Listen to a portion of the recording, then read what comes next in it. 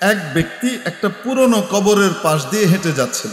পুরনো কবরের পাশ দিয়ে যাওয়ার সময় দেখে কবরটা পুরনো হওয়ার কারণে একটু ভেঙে গেছে এক জায়গা থেকে। অনেক সময় ভেঙে যায় না, মাটি ধসে যায়। তো ভাঙা জায়গা দেখে ওনার কৌতূহল হয়েছে, ভিতরে কি দেহি তো কিছু আছে টাছে না, সব গইলে মিলে শেষ। তো ভিতরে তাকিয়ে চমকে উঠছে, দেখে ভিতরে একটা লোক দাঁড়িয়ে নামাজ পড়তেছে। দেখে খুব বিস্মিত হইল, আর চিন্তা করতেছে অদ্ভুত কারবার, এই ছোট্ট একটা গর্ত, এই গর্ত দিয়ে ভিতরে গেল কেমনে? আর নামাজ পড়ার জন্য কি আর কোনো জায়গা নেই? কবরের ভিতরে ঢুকলো কেন? তো এখানে দাঁড়িয়ে অপেক্ষা করতেছে এই লোকের সালাম ফিরানো শেষ হলে তারপরে কি করবে, জিজ্ঞেস করবে যে ভাই আপনি নামাজটা এটার ভিতরে গিয়ে পড়তেছেন কেন? বাইরে এত জায়গা থাকতে আর আপনি ঢুকলেন কেমনে এই চিপা ছোট্ট এক বিগত ফুটা দিয়া? তো এখন সালাম ফেরানোর পরে জিজ্ঞেস করে, ভাইজান এই প্রশ্ন করছে যে আপনি এটার ভিতরে ঢুকলেন কিভাবে? তিনি বলেন অন্যরা যেমনি ঢুকে আমিও সেমনি ঢুকছি। বলে মানে? মানুষ কবরে যায় কেমনি? আগে তাকে রাখা হয়, তারপরে উপরে ঢাকা হয়, আমারও সেভাবে ঢাকা হয়েছে। তিনি আরো অবাক হয়ে গেছেন। তো জিজ্ঞেস করছেন, তার মানে কি আপনি জিন্দা না, আপনি মুর্দা, আপনি মরা মানুষ? কয় হ। আপনি নামাজ পড়তেছেন কেমনে তাইলে? তিনি বলেন আমি দুনিয়াতে থাকা অবস্থায় নামাজ আমার কাছে বড় প্রিয় ছিল। আমার মৃত্যুর আগে আমি আল্লাহর কাছে বিশেষ কথা বলে আল্লাহর কাছে দোয়া করেছিলাম, চেয়েছিলাম ইয়া আল্লাহ নামাজ ছাড়া দুনিয়াতে থাকতে পারি না, নামাজ এত ভালো লাগে, সবকিছুর চাইতে মজার জিনিস নামাজ। আই মাওলা কবরে যাওয়ার পরে সবাইকে তো তুমি ঘুম পাড়াইয়া দিবা, কিয়ামতের দিন আবার সিঙ্গা ফুকা হবে যখন তখন উঠাইবা, তার আগ পর্যন্ত ঘুম নাম কানাউমাতিল আরুস, ঘুমাও। নবদুলহান দম্পতি যেভাবে ঘুমায়, জীবনের সবচেয়ে আনন্দের কাজটা সম্পন্ন করার পরে তৃপ্তির নিদ্রায় ডুবে যায়, কেউ তাদেরকে বিরক্ত করে না, ওইভাবে ঘুমাও। মুসলমানকে, দিনদারকে, পরহেজগারকে কবরের ভিতরে এই কথা বলা হবে, ইয়া আল্লাহ সবাই তো ঘুমায় কাটাবে, আমার কপালেও তো ঘুম, নামাজ এত ভালো লাগে, দয়া করে আমাকে আপনি বিশেষ ক্ষমতা বলে একটু অনুমতি দিয়েন, কবরে যেন আমি নামাজ পড়ে কাটাইতে পারি কিয়ামত পর্যন্ত, নামাজটা যেন পড়তে পারি। আল্লাহ পাক আমার দোয়া মঞ্জুর করেছেন এবং আমাকে নামাজ পড়ার তৌফিক দিছেন, আমি কবরে নামাজ পড়তেছি। এলো জিজ্ঞেস করছে কতদিন থেকে পড়তেছেন? তো উনি বলছেন 400 বছর। শোনার সাথে সাথে আমরা কি বললাম? কেন? বিস্ময় সূচক ধ্বনি আল্লাহু আকবার। ওই ব্যক্তিও সুবহানাল্লাহ বলেছে। ভিতর থেকে ওই 400 বছরের নামাজি বলে, ভাইজান একটা রিকোয়েস্ট, আমার 400 বছরের নামাজ আপনি নিয়ে যান, ওই সুবহানাল্লাহটা আপনি আমাকে দিয়ে দেন। এই লোক জিজ্ঞাসা করে, ওয়া আইনা সালাতু 400 আমিন মিন আত-তাসবিহ মাররাতান, কোথায় 400 বছরের নামাজ আর কোথায় হলো একবার সুবহানাল্লাহ? ওয়া আইনা আত-তাসবিহ মাররাতান মিন সালাতি 400 আম, কোথায় 400 বছরের নামাজ আর কোথায় সুবহানাল্লাহ? আপনি কি অদল বদল করতে চাইতেছেন? বুঝাই কইতেছেন তো? উনি বলে হ্যাঁ বুঝাই কইতেছি। জিজ্ঞেস করলেন কেন এটা নিতে চান, ব্যাপারটা কি? উনি যে জবাব দিয়েছেন সেই জবাবটা বোঝার জন্য আমি আপনাদেরকে একটা উদাহরণ দিই। দুনিয়াতে সেন্টার পরীক্ষা হয় কিনা, স্কুল কলেজে পরীক্ষা হয় কিনা, পরীক্ষার হলের ভিতরে নির্ধারিত সময় আছে কিনা, 3 ঘন্টা 3.5 ঘন্টা, ঠিক কিনা? ওই সময়ের ভিতরে হলের ভিতরে বসে যা লিখবে অক্ষরে অক্ষরে নাম্বার উঠে। কোনো কোনো সময় অক্ষরে অক্ষরে কি উঠে? একটা হ্যাঁ লিখছে নাম্বার উঠে গেছে, কয় না কেন? একটা না লিখছে নাম্বার উঠে গেছে, যত লিখবে তত নাম্বার পাবে। কিন্তু এই 3-3.5 ঘন্টার পরীক্ষার মেয়াদ শেষ হওয়ার পরে হল থেকে যখন বেরোয় আসবে, 2000 পৃষ্ঠা লিখলেও কোনো নম্বর উঠবে? আসতে বলেন, কোনো মূল্যায়ন হবে? আর ওই নম্বর পাওয়া যাবে না। তো পরীক্ষার হলে থাকা অবস্থায় মিনিটে মিনিটে মুহূর্তে মুহূর্তে নাম্বার উঠে, কিন্তু হল থেকে বেরোয় গেলে আর নাম্বার উঠে না। উনি উত্তর দিলেন, ওরে আমার ভাই, মাওলা বলেছেন লিয়াবলুয়াকুম আইয়ুকুম আহসানু আমালা, দুনিয়াটা হলো পরীক্ষার জায়গা, পরীক্ষা করে সকলকে দেখিয়ে দিবেন কে তোমাদের মধ্যে ভালো আমল করে। অতএব দুনিয়াটা পরীক্ষার জায়গা, পরীক্ষার হল। এখানে যে জীবিত অবস্থায় যত আমল করবে প্রতিটা আমলের সওয়াব হবে। আপনি একবার সুবহানাল্লাহ বলেছেন, যেহেতু পরীক্ষার হলে আছেন, সাথে সাথে এটা কাউন্ট করা হবে, জান্নাতে একটা গাছ লেগে গেছে। আমি হল থেকে বের হয়ে এসেছি, আমার আর সেই সুযোগ নাই। 400 বছর নামাজ শুধুই তৃপ্তি, কোনো সওয়াব দেওয়া হবে না।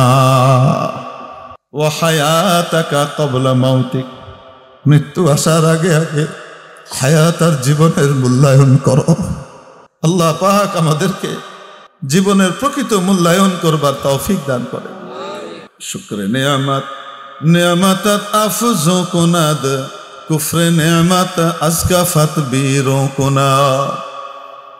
শুকরে নেয়ামত নেয়ামতাত আফজো কুনাদ, কুফরে নেয়ামত আজকাফাত বীরো কুনাদ।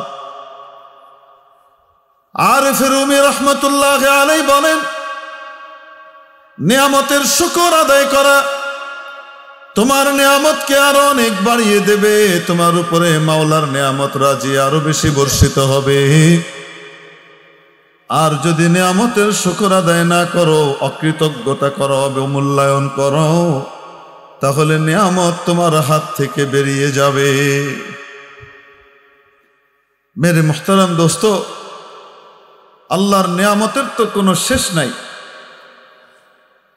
আল্লাহ রাব্বুল আলামিন কালামে পাকে ইরশাদ করেন, ওয়া ইন তাউদ্দু নি'মাতাল্লাহি লা তুহসুহা।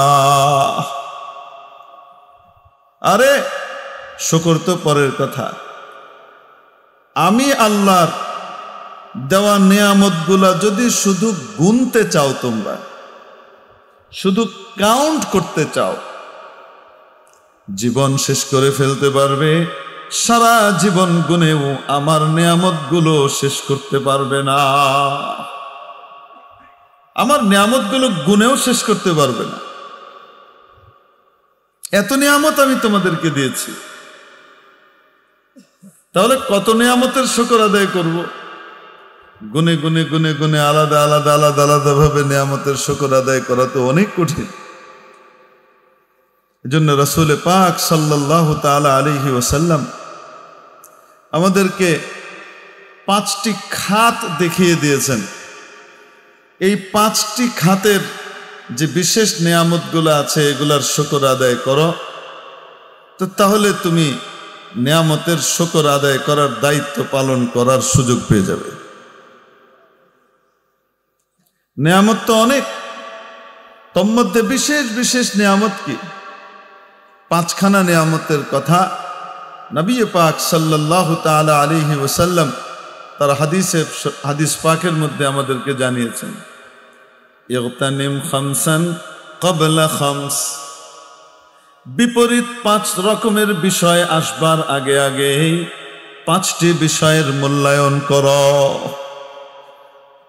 বিপরীত ধর্মী 5টি বিষয় দেখা দেবার পূর্বেই 5টি বিষয়ের প্রতি বিশেষ গুরুত্ব দাও। 5টি বিষয়কে গনিমত মনে করো, বিশেষ নিয়ামত হিসেবে এর মূল্যায়ন করো।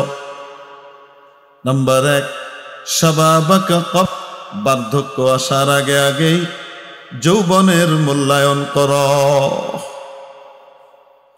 যৌবন মানুষের জীবনের ক্রিম টাইম, সবচেয়ে সম্ভাবনাময়ী সময়, যে সময়ে সে চাইলে সবচেয়ে দ্রুত গতিতে জান্নাতও গড়তে পারে, যে সময়ে চাইলে অতি দ্রুত গতিতে জাহান্নামের অতল গহ্বরেও নিজেকে নিপতিত করতে পারে, যে সময়ে চাইলে যৌবনের সঠিক ব্যবহার করলে গোটা পৃথিবীর মধ্যে ন্যায়, ইনসাফ, শান্তির আলো জ্বালিয়ে দিতে পারে, আবার সেই যৌবনের অপব্যবহার করে জুলুম নির্যাতনের জঘন্যতম নজিরও সে স্থাপন করতে পারে। এই যৌবনের সঠিক ব্যবহার করে গণমানুষ এবং সকলের নেক দোয়া, ভালোবাসা আর মহব্বত লাভ করতে পারে তাদের খেদমতের মাধ্যমে। আর এই যৌবনের অপব্যবহার করে গণধিকৃত হয়ে তাদের কাছ থেকে অভিশাপ আর লানত আর বদদোয়ার ভাগীদারও সে নিজেকে বানাতে পারে। যৌবন এমন এক সময়, মানুষের জীবনের সবচেয়ে শক্তিশালী সময়ের নাম হলো যৌবন। যৌবন কত বড় নিয়ামত ওই ব্যক্তি বলতে পারবে যেই ব্যক্তির যৌবন হারানো গেছে। যে ব্যক্তির যৌবন চলে গেছে তিনি বলতে পারবেন যৌবন কত বড় দামি নিয়ামত। যতক্ষণ যৌবন থাকে এক দৌড়ে পাহাড়ে উঠে চলে যাওয়া যায়, পাহাড়ে উঠে পড়ছে। যৌবন চলে গেছে, ধাপে ধাপে সিঁড়ি বানানো আছে, সেটাও ৩-৪ তলা উঠলে আর উঠতে পারে না। হাঁসফাঁস করতে থাকে, শ্বাস ফুলে যায়, হাঁটু ব্যথা করে, মাজা ব্যথা করে, কোমর ব্যথা করে, উপরের দিকে আর পা চলতে চায় না। অবাস্তব না বাস্তব? বার্ধক্য এসে গেছে, বসার পরে আর উঠা সহজ হয় না, দাঁড়ানো থেকে বসতেও ঝট করে বসা যায় না। দেখে শুনে আস্তে আস্তে ধীরে সুস্থে বসা লাগে, বেশি জোরে হঠাৎ বসলে আবার কোমরে আর হাঁটুতে চাপ লাগে। ذهب الشباب فما له من عودة وأتى المشيب فأين منه المهرب। নবীজি সাল্লাল্লাহু আলাইহি ওয়াসাল্লামের সভাকবি বিখ্যাত সাহাবী হযরত হাসান ইবনে সাবিত রাদিয়াল্লাহু তাআলা আনহু বলেন, ذهب الشباب فما له من عودة وأتى المشيب فأين منه المهرب। হায় রে যৌবন চলে গেল,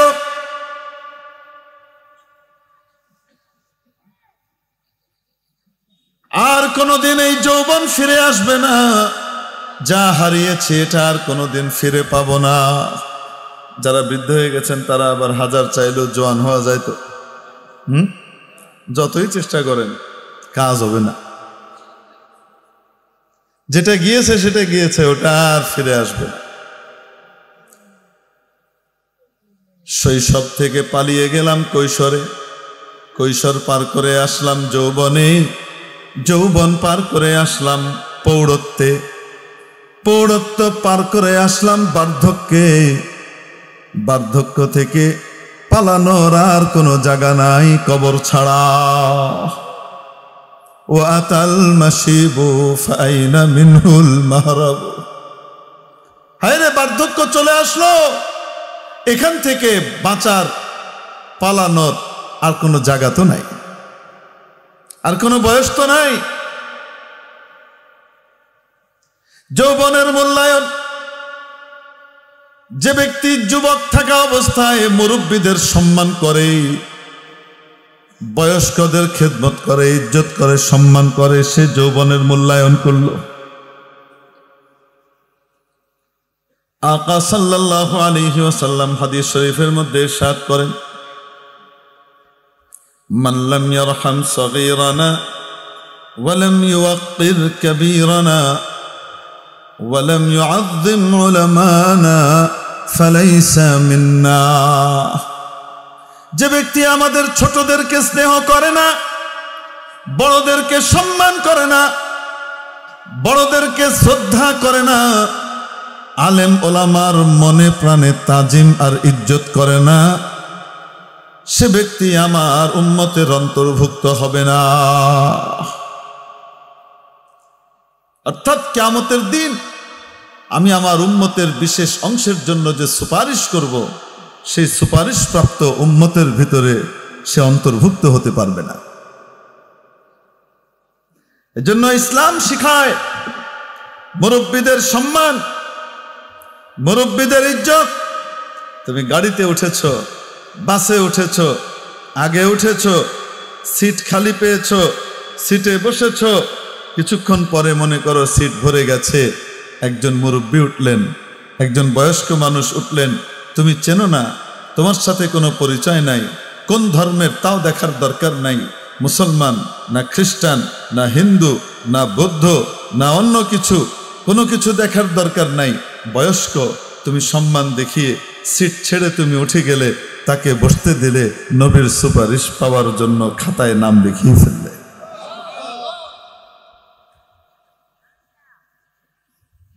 তুমি বড়দের সম্মান করেছ, কামা তাদিনু তুদান, আজকে তুমি যা করবে কালকে তুমি তা ফেরত পাবে। আজকে যদি তুমি মুরব্বীদের সম্মান করো, ইসলাম যে শিক্ষা দেয়, আগামীতে যখন তুমি বয়স্ক হয়ে যাবে, তুমি যুবক মানুষ, ঘন্টার পর ঘন্টা দাঁড়িয়ে গেলেও তোমার তেমন কোনো অসুবিধা হবে না। একজন মুরব্বীর দাঁড়িয়ে থাকা 10 মিনিটের জন্য অনেক কষ্টের। তুমি আজকে একজন মুরব্বীকে জায়গা করে দিয়েছো, একজন বড়কে সম্মান দেখিয়ে সিট ছেড়ে দিয়েছো, যখন তুমি বড় হবে তোমার জন্য কেউ সিট ছেড়ে দেবে। আশ্চর্যের বিষয় হলো, ইসলামী শিক্ষা এবং দীক্ষা আমাদের সিলেবাস থেকে ধীরে ধীরে ধীরে ধীরে এমন ভাবে বিলুপ্ত করে দেয়া হয়েছে, মিটিয়ে দেয়া হয়েছে, যে এটা কি বলবো আপনাকে, খাবারের ভিতরে যে লবণ দেয় ওই পরিমাণ রাখছে, এটুকুও নাই।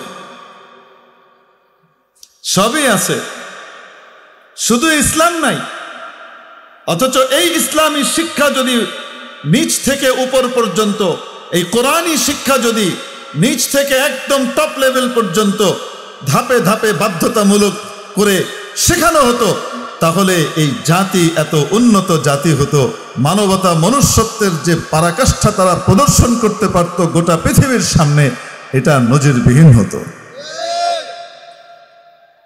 আজকে পারস্পরিক না শ্রদ্ধা আছে, শ্রদ্ধাবোধ আছে, না পরস্পরের ভিতরে সম্মান আছে। যে যাকে পারছে, যেভাবে পারছে, বেইজ্জত আর অপমান করার জন্য উঠে দাঁড়াচ্ছে। এই ইসলামী শিক্ষার জন্য যেখানে উচিত ছিল প্রতিটি primary, high school, college, varsity সবগুলো জায়গাতে বড় বড় ইসলাম বেত্তাদেরকে নিয়োগ দিয়ে শিশুদেরকে সুন্দরভাবে ইসলাম শিক্ষা দিয়ে গড়ে তোলা, সেখানে ইসলামী কোরআনী শিক্ষক বাধ্যতামূলক করা দরকার ছিল। তার পরিবর্তে গান আর নাচের শিক্ষকের জন্য সার্কুলার দেওয়া হয়। যে সরকার এগুলো করবে তাদেরকে ইতিহাসের আস্থা করে নিক্ষিপ্ত করা হবে ইনশাআল্লাহ। এই সমস্ত কাজ করবার জন্য আপনাদেরকে আনা হয়েছিল। জাতি এজন্য রক্ত দিয়েছিল। জুলাই বিপ্লবের যোদ্ধারা কি এজন্য রক্ত দিয়েছিল যে আপনি প্রাইমারি স্কুলে গানের শিক্ষককে আপনি কি করবেন, নিয়োগ দেবেন, আর কোরআনের শিক্ষক নিয়োগ দেবার ব্যাপারে আপনার উদাসীনতার কোনো অভাব থাকবে না, এজন্য নিয়োগ দেওয়া আছে। ওটা আপনি দেবেন না। এই গাদ্দারের ফল ভোগ করা লাগবে দুনিয়াতেই, আখেরাতে তো আছেই, দুনিয়াতেই ভোগ করা লাগবে। অপেক্ষা করেন না, কুদরতি মায়ের আসবে। যদি না শুধরায় কি মায়ের আসবে? কুদরতি মায়ের। তাহলে মুরব্বীদের সম্মান করা ইসলামের অন্যতম শিক্ষা, মানবতা এবং মনুষ্যত্বের শিক্ষা। ঠিক কি ঠিক না? ইসলামী শিক্ষা না থাকার কারণে, দিন না শেখানোর কারণে, ধর্মীয় চেতনার বিলুপ্তির কারণে আজকে সমাজের ভিতরে যে অশ্রদ্ধার এক দূষিত পরিবেশ তৈরি হয়েছে, এক কলুষিত পরিবেশ তৈরি হয়েছে, এটার অভিশাপ থেকে আল্লাহ আমাদেরকে মুক্তি দান করুন। 3 যুবক হেঁটে যায়, যেতে যেতে দেখে এক মুরব্বী বয়সের ভারে কুঁজো হয়ে গেছেন, এরকম করে ঝুঁকে ঝুঁকে হাঁটছেন। একটা সময় এই যে আমাদের এখানে 2 পাশে যে মুরব্বী আছেন, আরো যে নিচে মুরব্বীরা আছেন, যুবক ভাইরা, আপনারা মনে করেন না এনারা জন্ম হয়েছে এরকম অবস্থায়? এনারা এক সময় আপনাদের বয়সটা পার করেছেন। এনারা যখন তখন তাদের গায়ে গতরের শক্তি আপনাদের চেয়ে অনেক বেশি ছিল। কারণ আপনি তো ফরমালিন যুক্ত সার মার্কা খাবার খাই। এনারা যখন খেয়েছেন আর বড় হয়েছেন, তখন না সার ছিল না ফরমালিন ছিল, খাঁটি তাজা জিনিস খেয়েছেন। ঠিক কি ঠিক না? বাস্তব। এজন্য ওই জমানার এক মানুষ এখন 80 বছর বয়সে টুকটুক টুকটুক করে হেঁটে এখান থেকে নাসিরনগর কেন্দ্রীয় শহরে চলে যাবে, তার রিক্সা লাগে না, সে নিজে সাইকেল বাইয়ে চলে যায়। অবাস্তব না বাস্তব? আর আমাদের কেউ মাশাআল্লাহ তাআলা 50 পার হয়ে 60-এর কাছাকাছিও যায় নাই, এখন হাঁটু ব্যথা করে, রিক্সা ছাড়া চলে না, গাড়ি ছাড়া চলে না, এখান থেকে এখানে যাইতে হইলে হেলিকপ্টার ভাড়া করা লাগে। ভুল বললাম নাকি? তো মুরব্বীরা তো এক সময় কি ছিলেন, এরকমই শক্তিশালী ছিলেন। তো এক মুরব্বী বয়সের ভারে নৌজো হয়ে গেছেন, কুঁজো হয়ে গেছেন, রুকুর মতো হয় না অনেক সময়। এক মুরব্বী হেঁটে যাচ্ছেন এভাবে, তো মাটির নজরটা এখন কোন দিকে? রুকুর মতো হয়ে আছে, লাঠিতে ভর করে যাচ্ছেন, কোন দিকে নজর? তো এক লোক মস্করা করে, ঠাট্টা করে জিজ্ঞেস করছে, আহা, দ্বীনি শিক্ষার অভাবে কি হয়, নৈতিক শিক্ষার অভাবে কি হয়? বলছে, উপহাস করছে, চাচা কি খুঁজেন? চাচা কি হারিয়েছেন, কি খুঁজেন?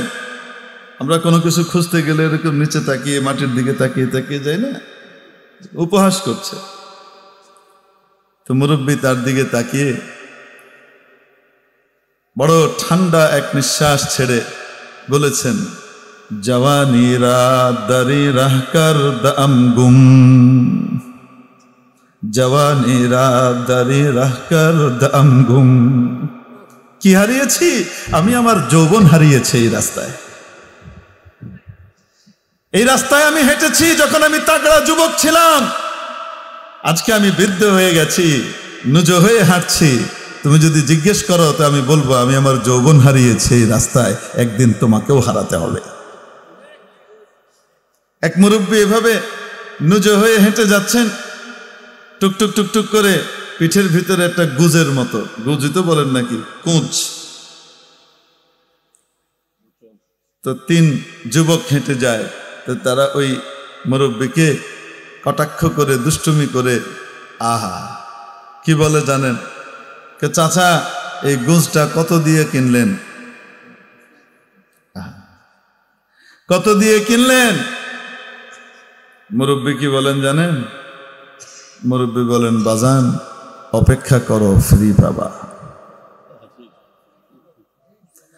অপেক্ষা করো, ফ্রি পাবা, কিনা লাগবে না। আজকে এত বড়াই করো না, যৌবনের গরম দেখিও না, বরং যৌবনকে কাজে লাগাও। তাহলে এই যৌবন তোমাকে জান্নাতের সর্বোচ্চ শিখরে আরোহণ করাবে।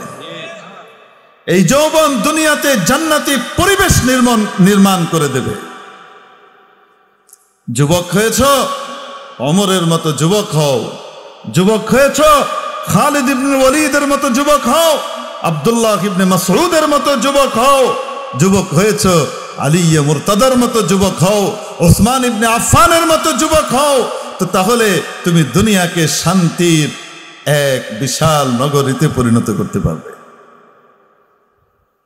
তাহলে দুনিয়াকেও তুমি জাহান্নাম বানাবা, নিজেও জাহান্নামে যাবা। যৌবনের মূল্যায়ন, যে ব্যক্তি যৌবনের মূল্যায়ন করে তার জন্য জান্নাত অবধারিত।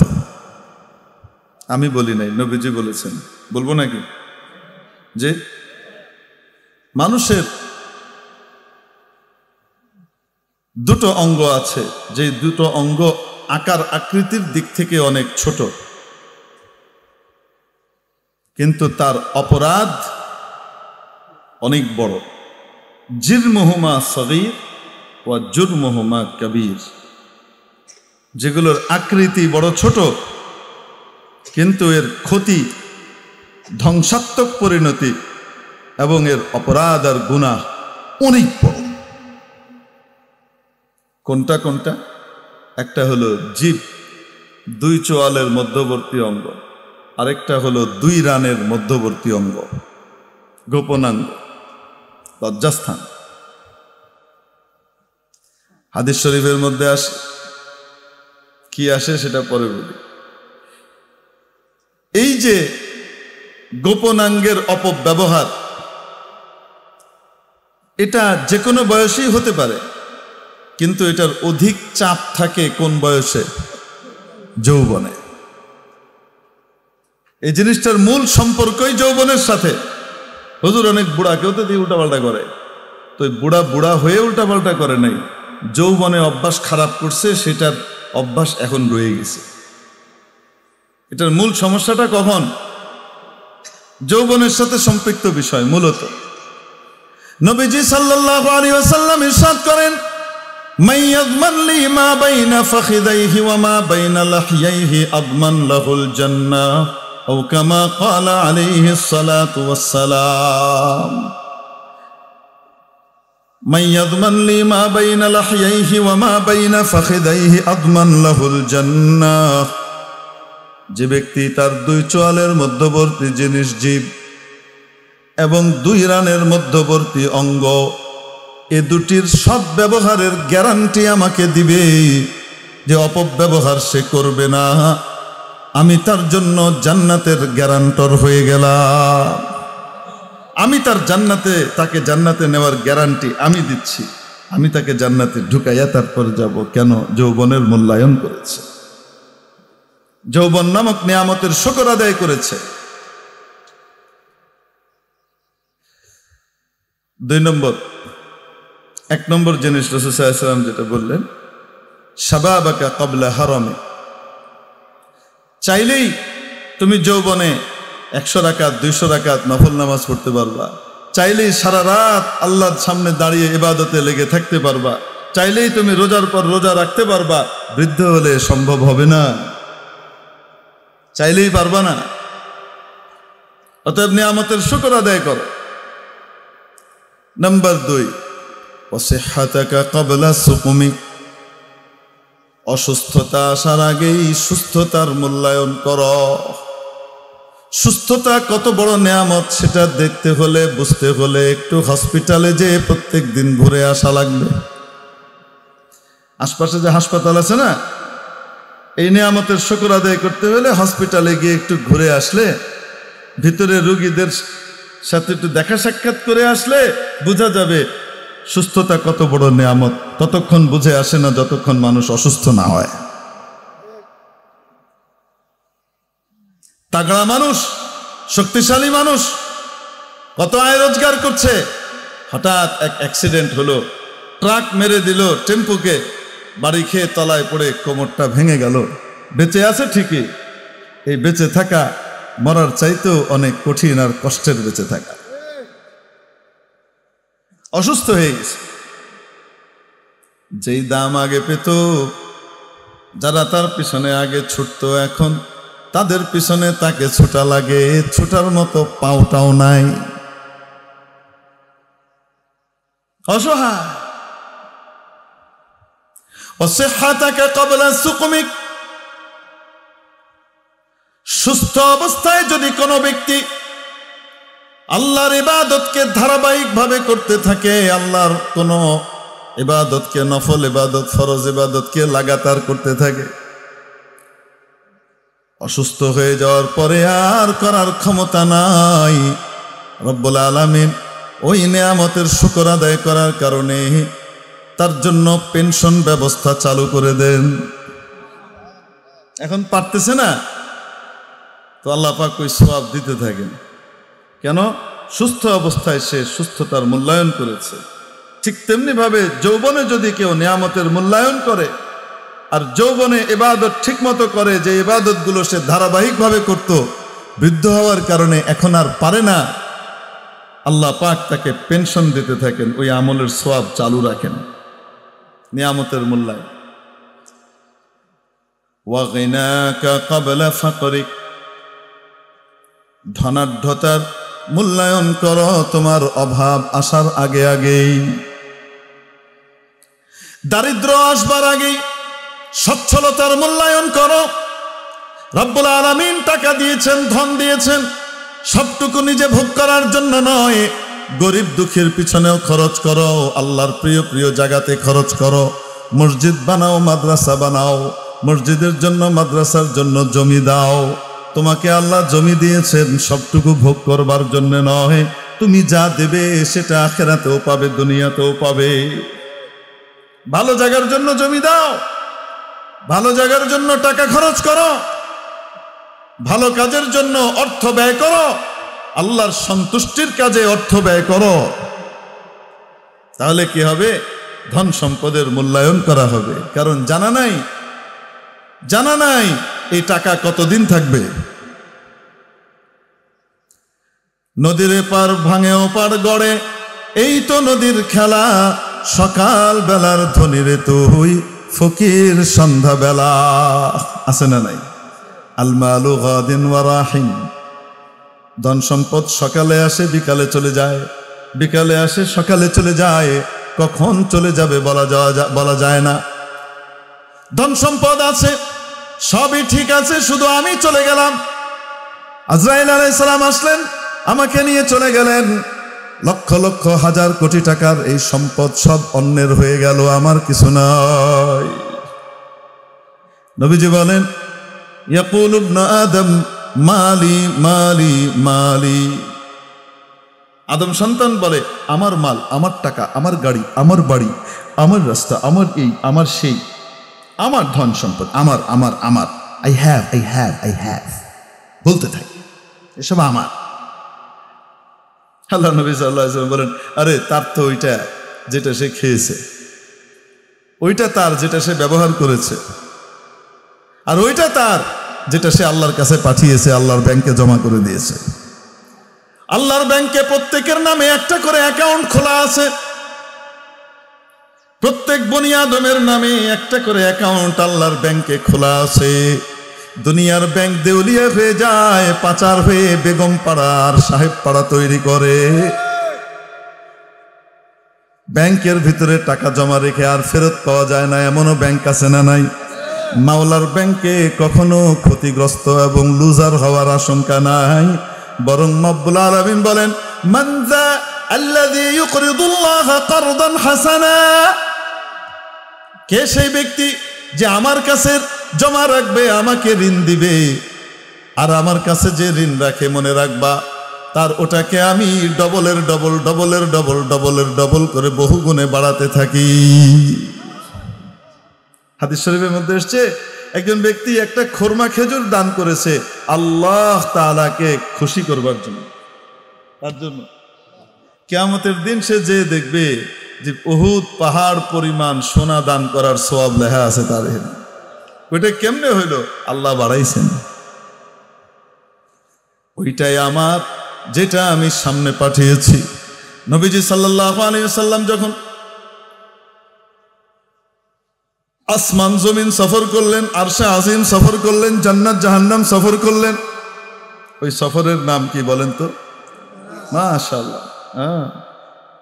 ফখরে বাঙ্গাল রহমতুল্লাহ আলাইহির এলাকার মানুষ, পাশের গ্রামের মানুষ, তারা এই মেরাজ জানবে না, এটা তো অসম্ভব। বড় সমৃদ্ধ এলাকা। আমি তো আসলাম, আসতে আসতে দেখছি রাস্তা ভাঙা, এই অবস্থা, বিলের ভিতর দিয়ে যাচ্ছি, খোদা কই জানি যাইতেছি। কিন্তু এসে দেখি মাশাআল্লাহ, দ্বীনি দিক থেকে, ধর্মীয় চেতনার দিক থেকে এবং সত্যিকারের বুদ্ধিমত্তার দিক থেকে এরা বড় সচেতন, বড় চৌকস। মাশাআল্লাহ। দেখেন কত রাত হয়েছে, একটা লোক উঠে যাচ্ছে, সব কি করছে, ঝুম ধরে বসছে। দু একজন বাথরুমে গেলেও আবার চলে আসতেছে, একটু চা খেয়ে আবার এসে বসতেছে ঘুম তাড়ায়, কিন্তু তারপরে উঠতে রাজি নাই। সুবহানাল্লাহ বলেন না? এটা কার নেয়ামত? আল্লাহর নেয়ামত। আল্লাহর হাবিব সাল্লাল্লাহু আলাইহি ওয়াসাল্লামকে আসমান জমিন সফর করাইলেন, জান্নাত জাহান্নাম সফর করালেন, আরশে আজিমে জিন্দা অবস্থায় নিয়ে গিয়ে আবার জীবিত অবস্থায় ফিরিয়ে দিলেন। যেই সফরে করলেন, এই ভ্রমণের নাম কি? মেরাজ। মেরাজ থেকে ফিরে আসার পরে নবীজি বলেন, জান্নাতের সদর দরজার মধ্যে প্রধান ফটকের মধ্যে আমি 3টে লাইন লেখা দেখতে পেয়েছি। কয়টা লাইন? 3টা লাইন। তার মধ্যে একটা লাইন, মা কদ্দামনা ওয়াজাদনা ওয়া মা আকালনা রবিহনা ওয়া মা তারাকনা খাসিরনা। যা আল্লাহর কাছে পাঠিয়েছি সেটা পরিপূর্ণ কড়ায় গন্ডায় বুঝে পেয়েছি। যেটা খেয়েছি, ভোগ করেছি, ওটাতেই লাভবান হয়েছি। আর যা রেখে এসেছি, লুজার আর ক্ষতিগ্রস্ত হয়েছি। তাহলে ধন সম্পদ আমার, যেটা আল্লাহর ব্যাংকে জমা করছি ওইটা আমার, বাকিগুলা অন্যের।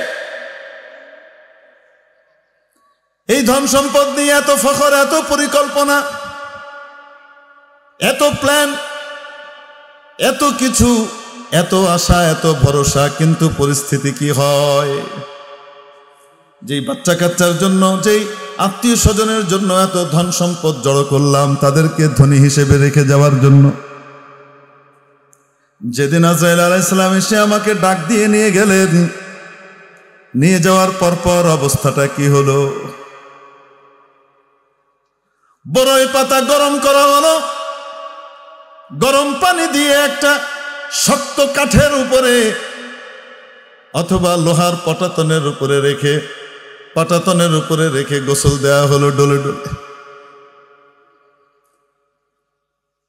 আমার এত দামি দামি কাপড়, হাজার হাজার টাকা দামের কাপড়, বিদেশি কাপড়, ইটালিয়ান কাপড়, আমেরিকান কাপড়, ইউরোপিয়ান কাপড়, চাইনিজ কাপড়, কোনো কাপড় দেওয়া হলো না। সব আলমারিতে শোভা পায়। আমার জন্য 3টা, মা হলে 5টা সাদা কাপড়ের ব্যবস্থা করা হলো। সাধারণ নরমাল মার্কিন কাপড় পরিয়ে পেঁচিয়ে রাখা হয়েছে।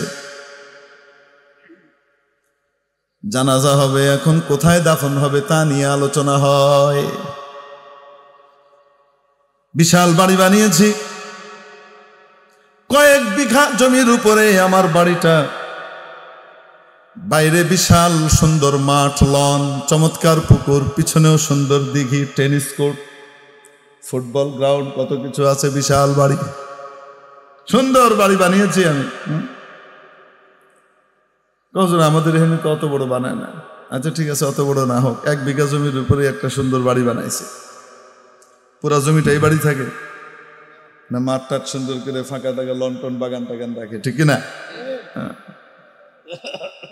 সবচেয়ে সুন্দর দামি জায়গা কোনটা? আরে সব বাড়ির ভিতরে সবচেয়ে দামি জায়গা কোনটা? ঠিক রাস্তার পাশে যে জায়গাটা, ঢুকতে যে জায়গাটা, এটাই তো সবচাইতে কি দামি। এখানে একটা মার্কেট করলে দোকানে দোকানে বেশি ডবল ভাড়া পাওয়া যাবে। কয় না কেন? দামি জায়গা না? আলোচনা শুরু হইলো কোথায় দাফন হবে। সবাই মিলে বলে কোথায় দাফন হবে? কবরস্থানে করে দাও। এক ছেলে বলল কবরস্থানে কেন? এক মেয়ে বলতেছে কবরস্থানে কেন, আব্বাকে বাড়িতে রাখবো। আব্বার এত প্রিয় বাড়ি, এখান থেকে কখনো বাইরেও যেতেন না, মাহফিলেও যেতেন না, তাবলিগেও যেতেন না, দিনী কাজেও যেতেন না, এখানেই পড়ে থাকতেন। খুব পছন্দ করতেন বাড়িটা। এই বাড়ির ভিতরে কোনো একটা জায়গা দেখো না। অন্য ছেলেপেলেরা বলে আবেগের কথা বললে লাভ নাই, একটু বিবেকের সাথে চিন্তা করে দেখো, এখানে রাখলে জিয়ারত করবে কয়জন? আর কবরস্থানে গেলে অনেক জিয়ারত করবে। উদ্দেশ্য জিয়ারত নয়, উদ্দেশ্য হলো এই জমি নষ্ট করা যায় না, এটা তো ভাগাভাগি হইব। যাই হোক, শেষ পর্যন্ত এক মেয়ের জোরাজোরির উপরে, এক ছেলের জোরাজোরির উপরে সিদ্ধান্ত হলো ঠিক আছে কবরস্থানে না, বাড়িতেই জানা। এখানে কি করবে? দাফন করবে বাড়ির এরিয়ার মধ্যে। এখন দাফনের জায়গা কোনটা হবে? এতক্ষণ সবাই বলতেছিল জিয়ারতের জন্য সুবিধা হলো কোথায়?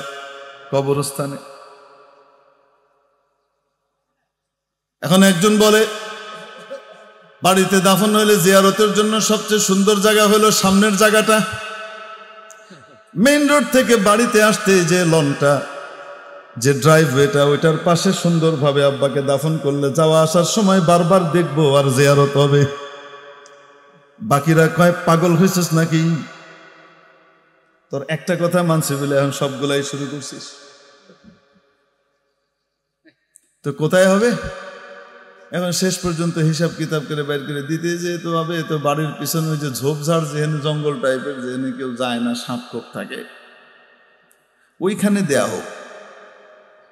সোহে কিন্তু পানি আহা করতেছে, কিন্তু বাপের জন্য সবচেয়ে ক্রিম জায়গা যেটা, সামনের চমৎকার দামি জায়গা, সেটা দেয়। বলেন না কেন? তাহলে কোনটা আপনার, কোনটা আমার?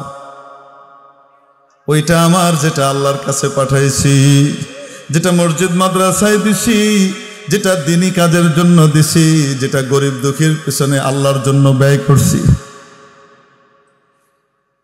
ভালো কাজের জন্য আলেম ওলামার হাতে তুলে দিছি, গরিব মানুষের কাছে পাঠাইছি, অসুস্থ লোকদের পাশে দাঁড়াইছি, সেটা হলো আমার, কারণ ওটা আমি আল্লাহর কাছে জমা দিয়েছি।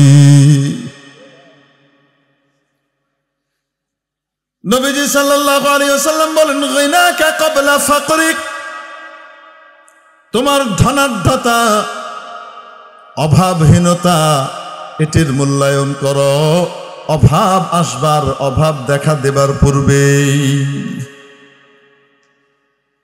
এটা হলো হাকিকত। কয় নম্বর গেল? ভুলে গেছে সব। কয়টা গেল? ওয়াফারাগাকা ক্বাবলা শুগলিক, তিনটা গেছে। সবক ইয়াদ করে দিছে, এগুলো তো সবক আসলে, তাই না? আমি তো আসলে বক্তা মানুষ না, এই বয়ান করা এটা আমার ধাতেও ছিল না, কল্পনাতেও ছিল না। আল্লামা নূর হোসেন কাসেমী রহমতুল্লাহ আলাইহি একবার, কারামত এটা, হেফাজতের আন্দোলনের সময় 2013-তে এক উপবিভাগীয় সমাবেশে, নোয়াখালী, কুমিল্লা, তারপরে ফেনী, এগুলা মিলিয়ে যে লক্ষ্মীপুরের যে সমাবেশ হলো, সেখানে তারা জুনায়েদ আল হাবিব সাহেবকে চাইলেন। ওদিকে আবার ওই একই দিনে রাজশাহীর দিকে, রাজশাহী বিভাগীয় সমাবেশ। এখন কাসেমী সাহেব বলতেছেন, না, জুনায়েদ আল হাবিব সাহেবকে ওইখানে দরকার, ওইখানে নিতে হবে। এনাদের খুব মন খারাপ, অনেকেরই ফয়সালা হয়েছে। হুজুরের হঠাৎ কি হলো, আমার দিকে তাকিয়ে বললেন, মাল্লা হাবিবুল্লাহ সাহেব লই যান। আমি তো এর আগে বয়ান টয়ান করতাম না, করিও না। এখন এনারা খুব আসলে থতমত খেয়ে গেলেন, হুজুরের কথা ফেলতেও পারতেছেন না। আবার হুজুর বলতেছেন, নিয়ে যান, জুনায়েদ সাহেবের জায়গায় দিবেন, মাল্লা জুনায়েদ সাহেবের যে জায়গায় সেখানে দিবেন, আপনারা হতাশ হবেন না, ইনশাল্লাহ দিবেন। মজার ব্যাপার হলো, এর আগে হুজুর কখনো আমার বয়ান শুনেনি নাই, আর আমি এর আগে বয়ান করতামও না। মাদ্রাসায় সারাদিন পড়াইতাম, আর এক মসজিদে নামাজ পড়াইতাম, জুমা পড়াইতাম। তো আমি তো এই লাইনে আসবো এটা চিন্তাও করি নাই। আমি ছিলাম ঠেট মুদাররিস টাইপের মানুষ, শিক্ষক মানুষ, এবং সারাক্ষণ ছাত্রদের পিছনে লেগে থাকা, এটা আমার খুব একটা হবি, ভাল লাগে, ছাত্র গড়ার জন্য মেহনত করা। আল্লাহর মানসা আলাদা, কই থেকে আইনা কোন লাইনে ঢুকাই দিছে। এটাও আরেক ক্লাসই মনে করেন, ওইটা আলেম ওলামার ক্লাস, এটা জনসাধারণের ক্লাস। তো বয়ানের ভিতরে যদি সারাক্ষণ বয়ান শুনে তারপরে যাওয়ার সময় যে বললাম কেমন বয়ান করছে, ওরা এলাইছে, বাড়িতে গিয়ে জিজ্ঞেস করছে কেউ, আরে হাড়া আছে, আরে কেমন হয়েছে, আরে খাইছে, বইতে পারি না, খালি খাড়ায় খাড়ায় স্লোগান দিছি, অসাধারণ বয়ান করছে। কইছেটা কি? ও হেটা তো মনে নাই। এখান থেকে যাওয়ার সময় লুঙ্গি ঝাড়া দিয়ে ওঠার সময়, চাদর ঝাড়া দিয়ে ওঠার সময় ব্যাগটি ফালাই দিয়ে গেছি, এত লাভ হইল কি? আজকে আলোচনা শুরু হয়েছে কি দিয়ে? নিয়ামতের শুকর আদায় করলে আল্লাহ পাক নিয়ামত, বহু নিয়ামত আছে, তার ভিতরে বিশেষ 5টা নিয়ামতের কথা বিশেষভাবে মূল্যায়ন করবার জন্য নবীজি বলেছেন। তার ভিতরে কয়টা গেল? হ্যাঁ, মনে আছে, মাশাআল্লাহ। এখন গুন্না আছে আসলে, এতক্ষণ ছাত্রবালা অমনোযোগী ছিল, গুনছে না, খালি হুইন্নাই গেছে, কিন্তু এখন গিয়ে গুনে লাইছে। 1 নম্বর যৌবন, 2 নম্বর স্বাস্থ্য সুস্থতা, 3 নম্বর ধন সম্পদ ধনাঢ্যতা, 4 নম্বর অবসর। হুজুর এটা আবার কি বললেন? হ্যাঁ, অবসর এত বড় নিয়ামত, ব্যস্ততার বেড়া জালে বেষ্টিত হওয়ার আগ পর্যন্ত মানুষ উপলব্ধি করতে পারে না। ওয়াফারাগাকা ক্বাবলা শুগলিক, ব্যস্ততা আসার আগেই তোমার অবসর সময়ের সঠিক মূল্যায়ন করো, এটাকে কাজে লাগাও। যারা দুনিয়াতে বড় হয়েছে তারা অবসর সময়টার সঠিক প্রয়োগ করার মাধ্যমে বড় হয়েছে, অন্যের তুলনায় এগিয়ে গেছে। যারা পিছিয়ে গেছে অবসরের মূল্যায়ন না করার কারণে পিছিয়েছে। হযরত আকদাস হযরত মাওলানা ইলিয়াস সাহেব রহমতুল্লাহ আলাইহি বলতেন, তালেবে ইলম ভবিষ্যতে কি করবে, ফারেগ হওয়ার পরে কি করবে, তার মেজাজ কোন দিকে যাবে, ওইটা যদি দেখতে চাও তার ছুটির সময়টায় দেখো সে কি করে। ওই সময়টায় সে যা করে পরবর্তীতেও সে তাই করবে। অবসরের মূল্যায়ন যারা করে তারা দুনিয়াতে আগায় যায়, যেই লাইনে করবে সেই লাইনে আগাবে।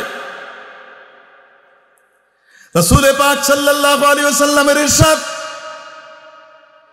জান্নাতীরা জান্নাতে যাওয়ার পরে কোনো আক্ষেপ থাকবে না, কোনো অপ্রাপ্তি থাকবে না, কোনো অসুখ থাকবে না, কোনো রকমের দুঃখ থাকবে না।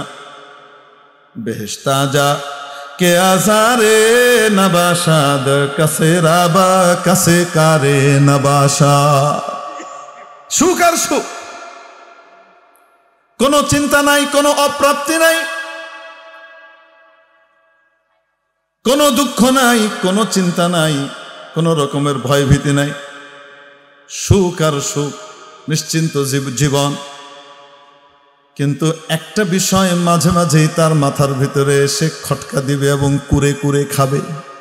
একটা আক্ষেপ তার মাথার ভিতরে আসবে, সেটা হলো, ইস, দুনিয়াতে যে সময়গুলো খালি পার করেছি, আল্লাহর জিকিরে লাগাই নাই, কাজে লাগাই নাই, সেগুলোর জন্য সে আক্ষেপ করবে। লাগাই নাই যেটা, সেই সময়টার জন্য আক্ষেপ করবে। ফ্রি সময় যেটা পার হয়ে গেছে আফসোস করবে, হায় ওই সময়টা যদি জিক্রুল্লাহ লাগাতাম, আল্লাহর জিকিরে লাগাতাম, ওই সময়টা যদি দিনের কাজে লাগাতাম, ওই ফাঁকা সময়টাকে যদি আল্লাহর সন্তুষ্টির কাজে লাগাতাম, আজকে আমার জান্নাতের গ্রেড আরো অনেক আপার হইতো, অনেক উঁচু হইতো, আমি আরো বড় আরো উঁচু মানের জান্নাতে থাকতাম। এই আফসোসটা মাঝে মাঝে হবে। ওয়াফারাগাকা ক্বাবলা শুগলিক, 5 নম্বর নবীজি বললেন, ওয়া হায়াতাকা ক্বাবলা মাউতিক, তোমার জীবনের মূল্যায়ন করো মৃত্যু আসার আগেই। জীবন কত দামি তুমি জানো না? জীবন যতদিন আছে, এক একটা নিঃশ্বাসের বিনিময়ে তুমি জান্নাতের উঁচু মাকাম লাভ করতে পারো। আর এই জীবনের অবমূল্যায়ন করলে ধ্বংস হয়ে যেতে পারো। বোঝানোর জন্য এক ঘটনা বলছে। শেখুল হাদিস আল্লামা জাকারিয়া সাহেব রহমতুল্লাহ আলাইহি, বিল মানাল হাকিকি শেখুল হাদিস। পুরা ভারত উপমহাদেশে অনেক শেখুল হাদিস গেছে। পুরা ভারত উপমহাদেশের ভিতরে শেখুল হাদিস যদি বলা হতো, তাহলে এক নামে একজনকে চিনত। তিনি কে? শেখুল হাদিস আল্লামা জাকারিয়া সাহেব রহমতুল্লাহ আলাইহি কান্দলবি, সাহিব আওজাজুল মাসালিক আলাল মুওয়াত্তা লিল ইমাম মালিক। ইমাম মালিক রহমতুল্লাহ আলাইহির লিখিত এক কিতাব আছে আল মুওয়াত্তা। এই মুওয়াত্তা মালিকি মাযহাবের মূল ভিত আর বুনিয়াদ, হাদিসের কিতাব। এই কিতাবের বহু ব্যাখ্যা গ্রন্থ আছে। শেখুল হাদিস আল্লামা জাকারিয়া সাহেব কান্দলবি রহমতুল্লাহ আলাইহি এটার একটা ব্যাখ্যা গ্রন্থ লিখেছেন, আরবিতে ভাষ্য গ্রন্থ। এত বড়, 26 খণ্ডে, আরব থেকে প্রকাশিত হয়েছে। আওজাজুল মাসালিক আলাল মুওয়াত্তা লিল ইমাম মালিক। কেমন কিতাব জানেন? মালিকি মাযহাবের এক জগৎ বিখ্যাত আলেম ওই জামানার আরবি, উনি আওজাজুল মাসালিক পড়ার পরে উনি মন্তব্য করেছিলেন, উপরে যদি লেখা না থাকতো জাকারিয়া মাসকানান কান্দলবি মাসলাকান হানাফি, যদি না লেখা থাকতো, তাহলে আমি মনে করতাম মনে হয় ইমাম মালিক রহমতুল্লাহ আলাইহি দ্বিতীয়বার জিন্দা হয়ে এটা লিখে দিয়ে গেছেন। এইরকম ভাষ্য গ্রন্থ আর কেউ ইমাম মালিকের মুরাদকে প্রকাশ করার মতো আর কেউ হয়েছে বলে মনে করেননি। কত বড় শেখুল হাদিস, একদম নবীন, নবীর শিক্ষক মাত্র। হযরত আল্লামা সাহারানপুরী রহমতুল্লাহ আলাইহির লেখা জগৎ বিখ্যাত গ্রন্থ বাযলুল মাজহুদ, আবু দাউদ শরীফের শরাহ, এত বড়, আরব থেকে প্রকাশিত হয়েছে। এটার পুরা তাহকিক তাখরিজ ইত্যাদি সবকিছু বের করে দিয়েছেন, নোট তৈরি করে দিয়েছেন শেখুল হাদিস জাকারিয়া। তখন ছাত্রত্ব শেষ করে মাত্র শিক্ষক হয়েছেন। কিতাবেরও বহু আছে, আল আবওয়াব ওয়াত তারাজিম, বহুত বড় আলেম ছিলেন। তো শেখুল হাদিস জাকারিয়া রহমতুল্লাহ আলাইহ লেখা কিতাব আছে ফাজাইলে আমল। আমাদের কিছু চিপিদ্দিকা সরবা আছে, চিংড়ি মাছ আছে। এই চিংড়ি মাছ দেখেন নাই? চিংড়ি মাছ সোজা চায় না, উল্টা লাভ মারে, উল্টা ফাল পারে, মনে করে বাপরে বাপ আমি কি জানি। তিমি মাছরে চোখ দেখায়, সাবধান আমি চিংড়ি, বুঝছেন না? এরকম কিছু ইসা মাছ আছে, গ্রামে ইসা মাছ পায়। আপনার এনে কি পায়? ইসা মাছ। হাদিস জগতের ইসা মাছ পার্টি নিজেদের নাম দিছে, আবার ওরকম নাম আর পেলাম না, আপনারা জানেন। এই হাদিস জগতের বাংলাদেশের ইসা মাছ পার্টি, হাদিস জগতের নীল তিমি শেখুল হাদিস আল্লামা জাকারিয়া সাহেব রহমতুল্লাহ আলাইহ লিখিত কিতাব ফাজাইলে আমল, এগুলার উপরে আঙ্গুল তুলে। আছে না নাই? আল্লাহ হেদায়েত করুক, সহি বুঝার তৌফিক দেখ, নিজেকে দেখার তৌফিক দেখ, হেজে ইসা মাছ এটা বুঝুক কাল ব্যাপারে কি কয়। আদর শেখুল হাদিস জাকারিয়া সাহেব রহমতুল্লাহ আলাইহ এই কিতাব এত অদ্ভুত যে এই কিতাব পড়ে, এই কিতাবের তালিমের মাধ্যমে পৃথিবীর কোনায় কোনায় কুফরি দেশের ভিতরেও লক্ষ লক্ষ মানুষ বদ্দিন থেকে দিনদার হয়েছে।